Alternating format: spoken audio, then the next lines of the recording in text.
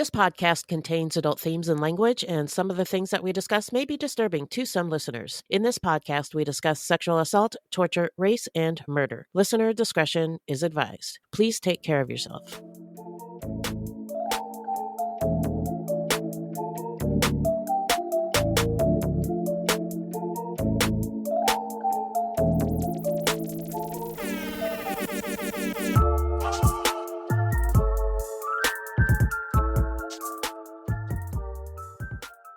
So now let's get into the early life of Alfred J. Gaynor. Tell us, Beth.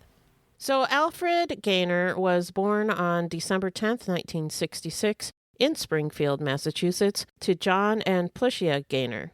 We could not find much about John, but Plushia was originally from Byronville, Georgia, and moved to Springfield in 1957, where she worked as a nurse's aide. She had a total of 8 children. Some of them were with John, and some of them, I think, were with a former husband. Okay. Because they had different last names. But so she had a lot of kids. Yeah. And she herself had 12 siblings, so big families. Big families, yeah. Yeah. That's a lot of kids. Yeah. Too many for my taste. Yeah, for me, but also, I mean, that's people you have to... that need things to sustain life, and it's so much. Yeah. I can imagine. We don't know anything about Alfred's childhood or what it was like, but his gym teacher from high school said that he was good at sports and made friends easily, and that he got along with his classmates. The teacher described him as, quote unquote, all boy, meaning that he was energetic and prone to mischief. But he noted that he never had any personal issues with him. However, some of the other teachers did complain about him, though it's unclear what about. It seems that Gaynor dropped out of school after the 10th grade. So he grew into a large, burly man standing about 6 feet tall. And throughout the 1990s, he held a variety of jobs, working as an auto body repairman, a machinist, a handyman, and even as an amateur barber, cutting hair for kids in the neighborhood. Wow. Yeah. A father of 3, Gaynor was described by a neighbor as a friendly man who was trusted enough to look after her children. However, he developed an addiction to crack cocaine and spent time in and out of substance abuse recovery programs. This was the 90s, in fact, when the war on drugs, aka war on people of color and poor people, really was ramped up. And a lot of people were impacted by it adversely. Yeah. One ex-boss said Gaynor was an erratic worker with a chronic drug problem who once stole tools from him. But he also noted that Gaynor was likable and easygoing and that he personally did not see any signs of violent behavior. But in 1996, Gaynor was charged with raping and assaulting an ex-girlfriend. He was acquitted of those charges in 1997, with the jurors citing a lack of evidence. So here we go. Now we're going into the timeline. Hit it, Beth.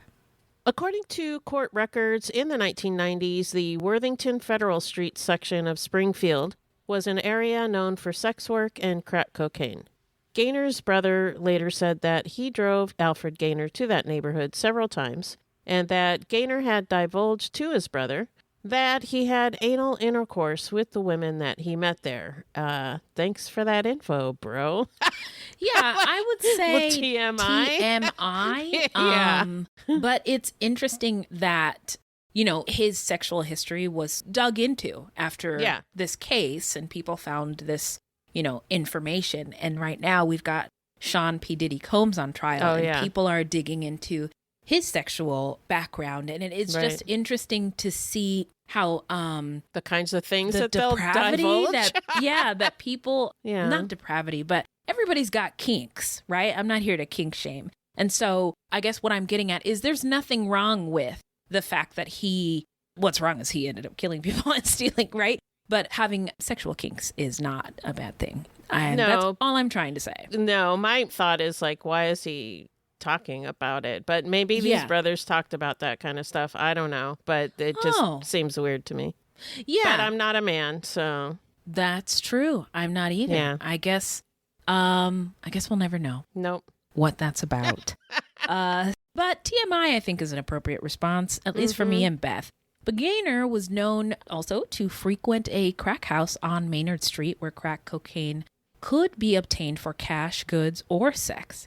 Sexual favors were often exchanged on the premises for cocaine.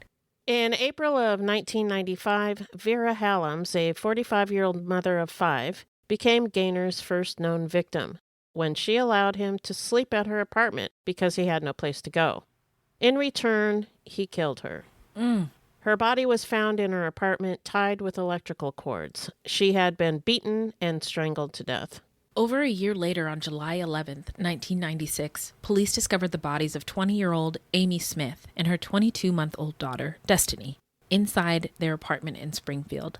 Amy was thought to have been dead for a week, and Destiny had died several days later from a combination of starvation and dehydration. So Amy was killed and the baby was just left there to die. Yeah. Amy's nude body was found partially concealed in a closet with her hands tied and her legs sticking out of the closet. An autopsy concluded that she died from asphyxia, likely caused either by strangulation or suffocation from an article of clothing that had been shoved in her mouth. Little Destiny's body was found on a mattress near her mother. Amy's ex-boyfriend and Destiny's father, Paul LaShawn Fickling, was convicted in their deaths 2 years later, and he was sentenced to life in prison. However, Paul always maintained his innocence. And Paul's uncle was, you guessed it, Alfred Gaynor. Yeah. So he knew. Yeah. That is so fucked up. Very fucked up. There's so many fucked up. Like, this is not going to be the first time that's going to come out of my mouth. No. This episode. This guy. Yeah. Oh my God. In 1997, 34-year-old Jill Ann Ermelini, she was one of 2 white victims, relocated to Springfield from Windsor Locks, Connecticut. Like I said, Massachusetts is right up next to Connecticut. So okay. Yeah. Okay. Got it. Maybe not that far. I didn't really check to see where Windsor Locks is, but it could be, just could be not right far. Next door. Stone's throw. Yeah, could be. Not long after her move, she was murdered by Gaynor, who left her nude body in the cab of an abandoned truck in a junkyard, close to where he was living at the time. It's just so sad. I mean, she moved, maybe she was fleeing something or going towards something, right? Right. And we'll never get to know. Yeah. Her remains were discovered on June 16th, 1997. Due to an advanced state of decomposition, her cause of death could not be determined. Because cocaine was detected in her body, police ruled her death an overdose, despite the fact that her body was discovered nude and her empty purse was later found on the roof of a nearby shack. That is some lazy policing. Oh my, it is. Yeah. Yeah, it should be embarrassing. But we know Yeah. police don't really solve crimes or, stop crimes from happening. So On October 25th, 1997, the body of Robin M. Atkins, the second white victim, a 29-year-old unhoused woman, was found in an alley. She had no clothes on her lower body except for a sock. The other sock had been used as a gag, and tissue paper had been shoved in her mouth. Her hands were bound behind her back with the laces of one of her boots. it's just so horrific, the things that he did to these women. And I just imagine how terrified and painful, all this whole thing could have been in those moments that, ugh. Yeah.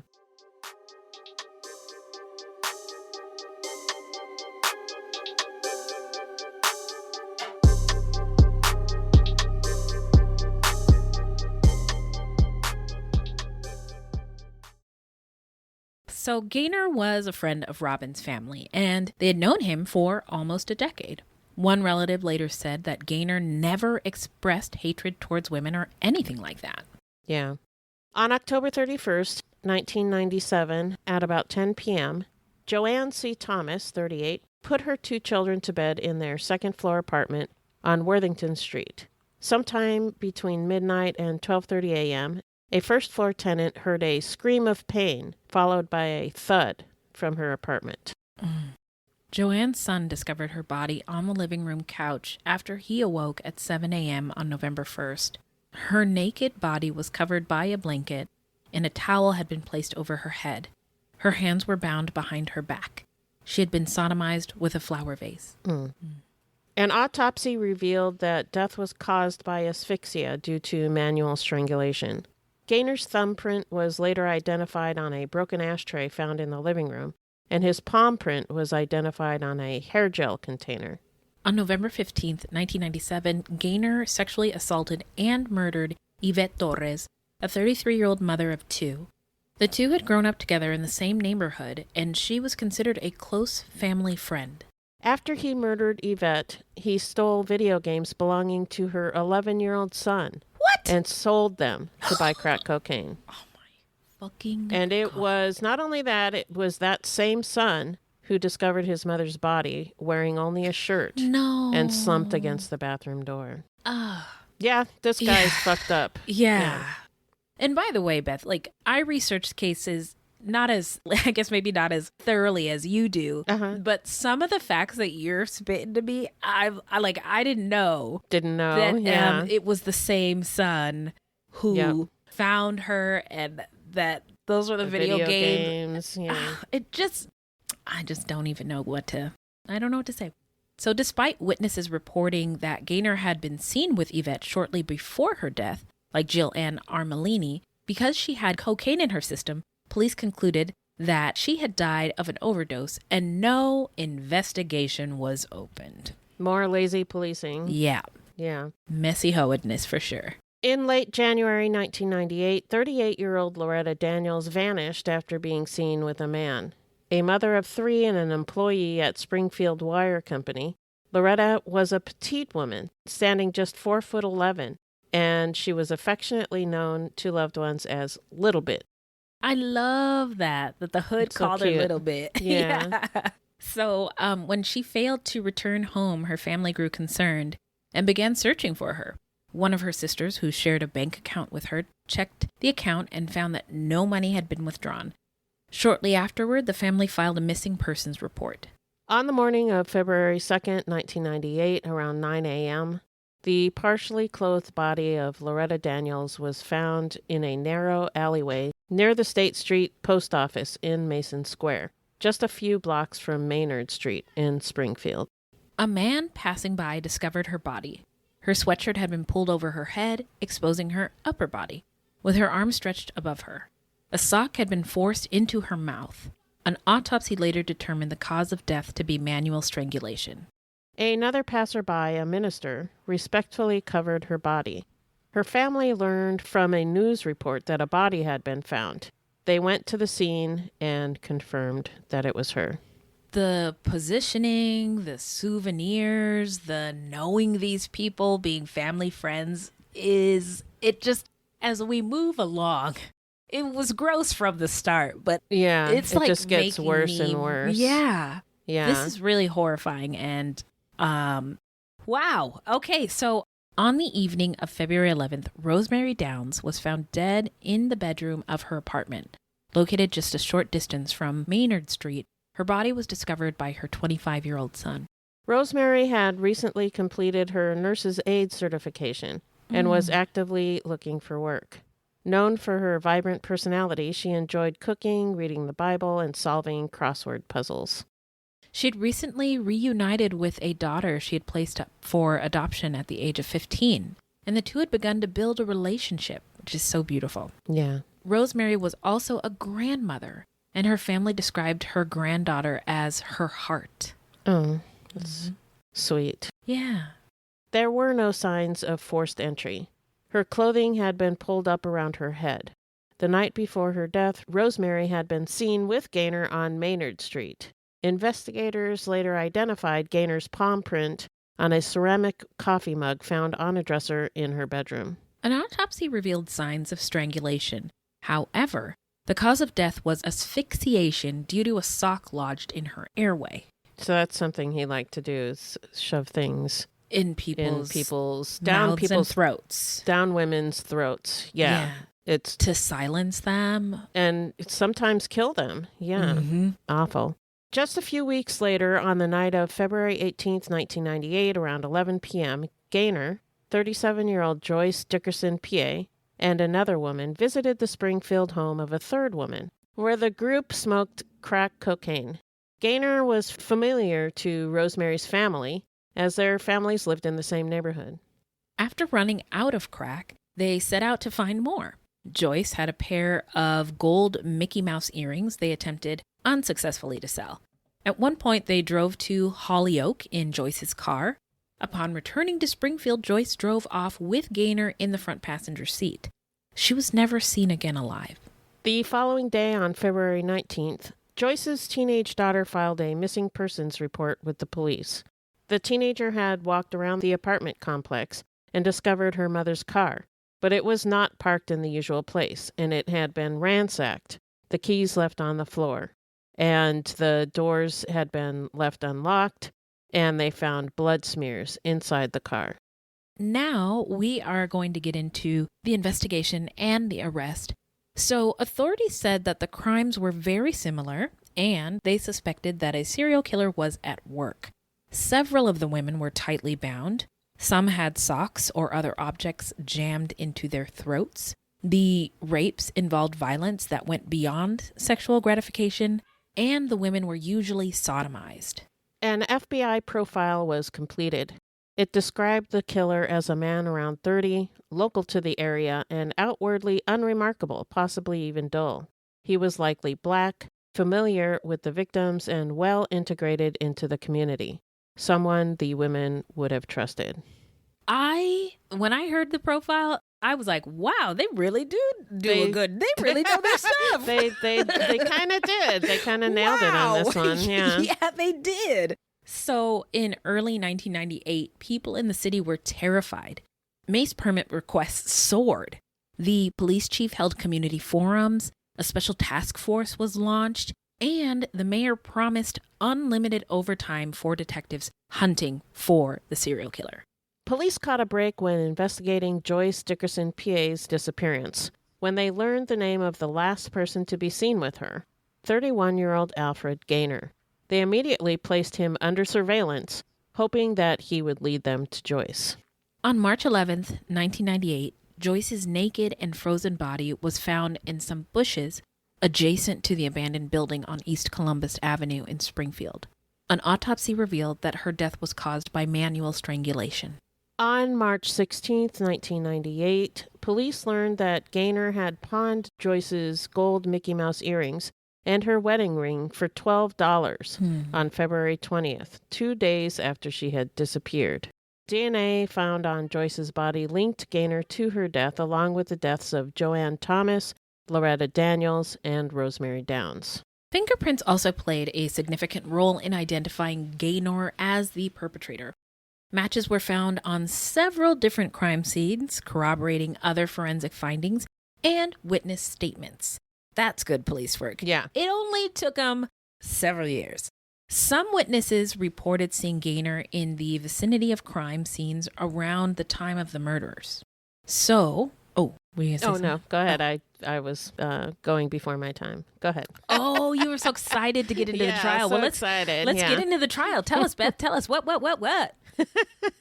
Gaynor was so vilified in Springfield that his 2000 trial was moved an hour north to Berkshire County. Whoa. Eric Downs, Rosemary Downs' son, the one who had found his mother dead in her bed, was so distraught at a hearing that he leaped over a courtroom divider and began punching Gaynor, and then picked up a chair and started to beat him with it before he could be restrained. Did you see the video of this? I haven't, but I heard it described. And also, just knowing that happened, like, it feels like that's a very reasonable response. He kind of deserved it. This young man, where this guy, he deserved it. And I am surprised that kind of thing doesn't happen more often. You know, we're forced to deal with this system that requires us to have decorum in this room, and there's a, referee who's a judge or whatever. But oftentimes the system doesn't work. Yeah. And, Eric Downs is all of us. Yeah. Frustrated with the system. Yeah. And justice. Eric Downs lost his mother. I did not. I'm not saying we're the same in that, but the frustration with the system and I knew what you meant. Yeah. Okay. Yeah. So the trial began in 2000 with an all-white jury that was allowed to take notes, and an all-white jury in 2000 seems fucking crazy. judicial prerogative rarely seen in Massachusetts. That's the taking the notes. They don't usually let them take notes. That's really interesting because in Arizona, they can take notes. They can even ask questions. Yeah. Oh, wow. Yeah. So I guess in Massachusetts in 2000, they could, but it was like something the judge had to decide whether they could or not. And apparently they rarely let them do it. Oh, interesting. It's all got to be from the dome during the trial. But then when they go back in the jury room, they get all the exhibits and stuff. Right. But that's interesting. Yeah. The materials that jurors are allowed to see and hear, that's what they're going to make their decision on. And so that's They should important. be allowed to take notes. Yeah. Yeah. So prosecutors presented evidence linking Gaynor to 4 of the murders. Those of Rosemary Downs, Joyce Dickerson, PA, Loretta Daniels, and Joanne Thomas. The trial lasted several weeks, with the prosecution methodically building their case against Gaynor. Their strategy focused on presenting overwhelming forensic evidence and emphasizing Gaynor's pattern of targeting vulnerable women, many of whom struggled with substance abuse. Here we go. DNA samples, fingerprints, fiber evidence. All key components of their case that played a crucial role in connecting Gaynor to the crime scenes. And I love DNA so much. I know you because DNA, guess what? DNA can't be racist. DNA can't be sexist, right? Yeah, it just is what it is. Yeah. Hey, what's up, DNA? Hey, how you doing, girl? So that played a crucial role in connecting Gaynor to these crime scenes. And the court heard details of his modus operandi, which often involved strangulation and sexual assault. Witness testimonies painted a picture of Gaynor's actions. They also highlighted Gaynor's criminal history, which included prior convictions for assault. The defense team attempted to cast doubt on the reliability of the evidence, questioning the handling of crime scene materials and suggesting potential contamination. So they tried to OJ it. I see. And again, the system works and sometimes it doesn't. So, and you know, sometimes as a defense lawyer, you don't really get a choice over who your client is. You just got to do the best you can. Yep. But they were unsuccessful, and Gaynor was convicted of the 4 murders of Rosemary Downs, Joyce Dickerson, PA, Loretta Daniels, and Joanne Thomas. Massachusetts has no death penalty, so on May 19th, 2000, Alfred Gaynor was sentenced to life in prison without the chance of parole. For years, Gaynor insisted that he was innocent. It wasn't until after the 2006 death of his 67-year-old mother, Plushia Gaynor, a woman described as his family's matriarch and one of his strongest supporters, that he admitted to the crimes. That's so interesting to me because of what he did to so many women. Yeah. His mom is a woman. He didn't want her to know. Yeah. Wow. Well, he also admitted to his involvement in 2 more deaths, those of 20-year-old Amy Smith and her baby daughter, Destiny. In a 2008 interview, he told police and prosecutors that he kept quiet until after his mother's death because, quote, he couldn't destroy everything she believed in, unquote. He just didn't want his mom to know. Yeah, but he protected her and nobody else. Yeah, I don't think he protected her. He just didn't want her to know. Oh, I didn't think of it as any different, but it totally could be. It is, yeah. Yeah, you're right. Okay, yeah. Stop. I'm trying to be an optimist. I think he tried to make it sound like he was protecting her, but no, I don't think so. I don't think he was capable of. Yeah. Beth is right on this one. Go ahead. Gaynor said in a sworn affidavit that he killed Amy for $79 in food stamps. But he did not want his mother to know he was responsible for the deaths of the mother and her baby daughter, or for the incarceration of her grandson, Paul Fickling. Yeah. I forgot about that. Yeah. Oh, my God. You're right, Beth. It's pretty fucked up. It wasn't. Oh, it was just selfish. Yeah, very selfish. Everything he did was every single thing super selfish about this individual is so disturbing and unsettling. Like, you wouldn't ever want a person like this in your life. But he is so embedded. And people like this are so embedded in our communities, and we never see them coming. And he is like the typical serial killer you hear about, who's like charming and, you know, friendly, and people like him. And then inside, he's a devil. Yeah.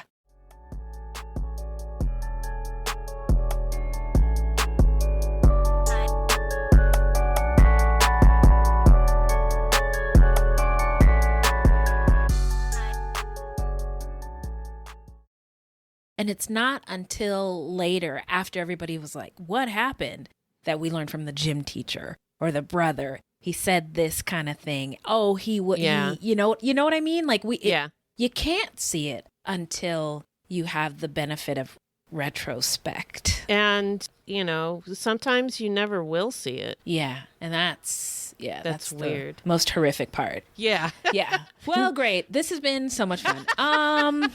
The $79 that his grandson. Oh, yeah. Grandson. I can't. I know. I can't. Oh my gosh. And that just makes me, because his mother was also a victim. Yeah. You know? Yeah. Because she probably was so distraught that her son, she thought was, you know, innocent. Yeah. Was incarcerated for these and then crimes. all the stress. She thought that he didn't commit. Yeah. She's going through, oh my God, this, I just like want to, like, I'm beyond angry. I just want to weep. You know, when you're like so mad and you don't know so what angry, you just want to cry. Yeah.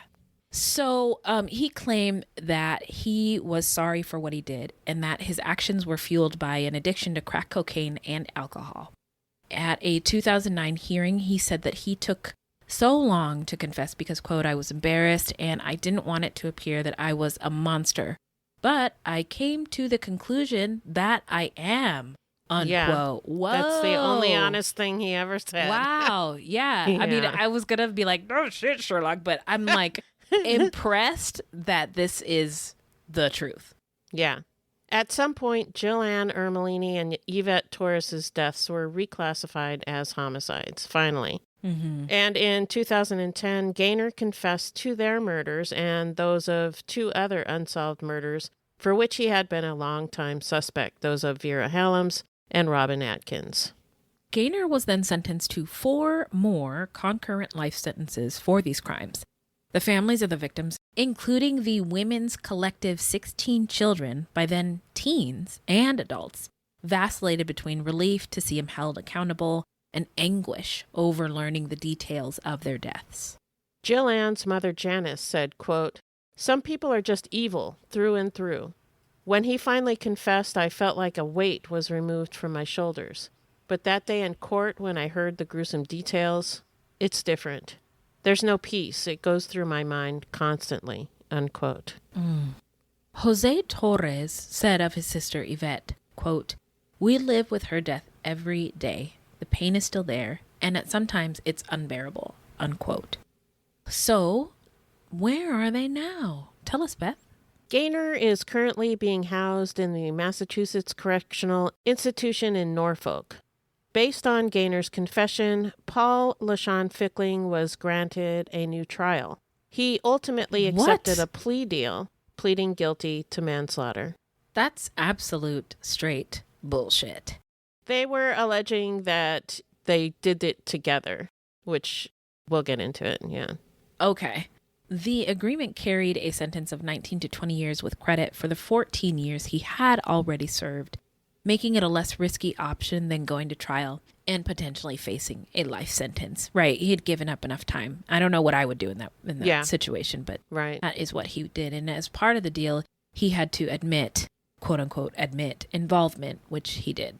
Some people have said that had he told the truth at the beginning, Gaynor likely would have been captured before he killed again. However, I don't think Paul was involved at all. Yeah. He was just doing what he needed to do to get out of prison. Mm-hmm. You know, that's just my 2 cents. I really don't think he was involved in it. I don't think Gaynor so did either. it. Yeah. But he'd already served 14 years and facing another trial.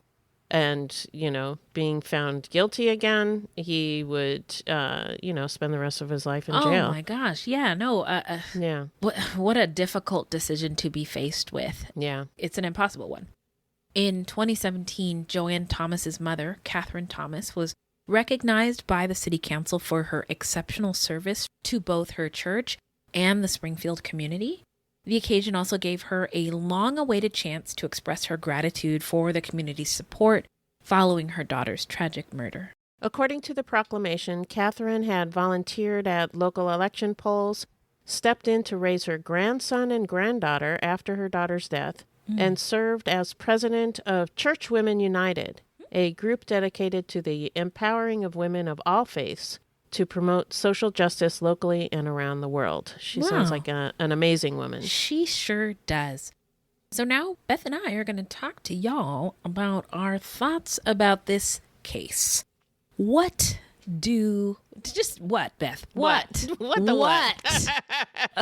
So Gaynor blames drugs and alcohol for what he did, but that ain't it. Nope. No. Plenty of people struggle with addiction and never commit murder, especially not the kind of sadistic, calculated violence that he inflicted. Right. And it's because we don't know anything about his early life, it's hard to pinpoint exactly what turned him into a serial killer. Yeah. But I can't help but think that growing up in a big family could have played a role. Yeah. When there are lots of kids, the chances of neglect or abuse can increase. Yeah. There's more stress, less money, and far less individual attention from the parents. Right. And some of the siblings could have been abusive. Right. I know my brother was. Right. And I mean, think of the Dugars. They had all those kids, and one of them ended up harming others. Yeah. Yeah. But for me, with this case, it's the cruelty that stands out. Yeah. He didn't just murder, he tortured. And I didn't get into all of the Thank you. Nitty gritty. I was wondering about that. I'm really glad. Yeah. There were some really upsetting details. Yeah. You guys can look it up if you want to. Yeah. Check the show notes. Yeah. This guy, though, he targeted people close to his family, people in the neighborhood. Yeah. He stole kids' video games to sell.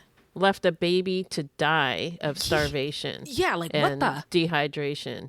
And even left victims' bodies to be discovered by their own children. Did not give a shit. And that kind of behavior points to something deeper. Go on. Like antisocial personality disorder, a.k.a. psychopathy. Okay. I think this guy was a psychopath. The OG she's really cooking. Go ahead.